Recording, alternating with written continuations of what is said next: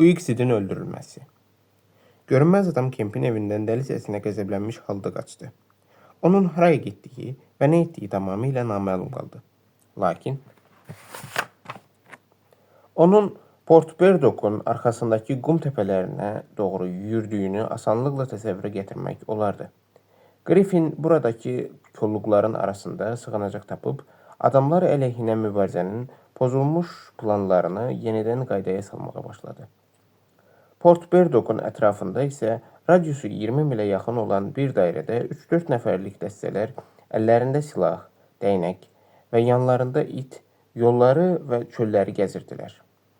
Atlı polis nəfərləri ətraf kəndləri gəzib hər evin qabağında dayanır, əhaliyə qapıları bağlamaq və evdən silahsız çıxmamaq haqqında xəbərdarlıq edirdilər. Kempin Eday tərəfindən imzalanmış çağırışı demək olar ki, bütün vilayətə yapışdırılmışdı. Bu çağırışda qısa və aydın surətdə bütün mübarizə tədbirləri göstərilmişdi. Görünməz adamı yeməyə və yatmağa qoymamalı, onun varlığı hər hansı bir şeydə aşkara çıxarsa, həmən saat polisə xəbər verməli. Hökumətin tədbirləri o qədər sürətli və qəti idi ki, gecəyə qədər bir neçə 100 kvadrat mil məsafədə səfərbər vəziyyət elan edilmişdi. Bundan əlavə, hələ gecə düşməmiş, əhali yeni dəhşətli bir xəbərdən sarsıldı.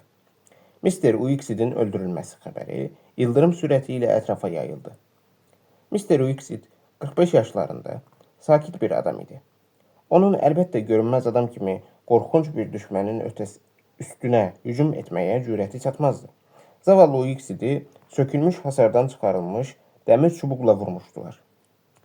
Görünməz adam səhər yeməyi üçün sakit-sakit evinə gedən bu fağır adamı dayandırmış, onun zəif müqavimətini qırmış, qolunu sındırıb yerə yıxmış və başını əzmişdi. Mr. Uixidi öldürdükdən sonra görünür ki, təpələr tərəfə qaçmışdı. Söyləyirdilər ki, axşamüstü şəhər yaxınlığında çöllə gedən 2 fəhlə sirli bir səs eşitmişdir. Kimisə hıçqırır, inildəyir, ah çəkir, hərdən bir də bərkdən bağırırmış. Görünməz adam Kempə ürəyini açmasından peşman olmuş və artıq bütün insanlığa düşmən kəsilmişdi. Onun qəzəbini anlamaq olardı. Axı indi onun özünün verdiyi bütün məlumatlar amansızcasına ona qarşı çevrilmişdi. O, dəmir yolu stansiyaları ətrafında dolaşır, mehmanxanalara göz gəzdirirdi.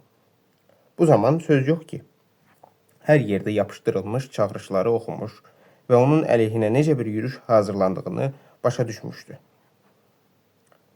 Axşam olan kimi çöllər 3-4 nəfərdən ibarət gözətçi dəstələri ilə doldu. İtlərin hürüşməsi ətrafı bürüdü. Bu insan ovuna çıxmış adamlar düşmənlə rastlaşdıqları zaman necə hərəkət edəcəkləri, bir-birinə nə kimi yardım göstərəcəkləri barədə xüsusi təlimat almışdılar. Lakin görünməz adam hələ ki yaxasını ələ vermirdi. Son.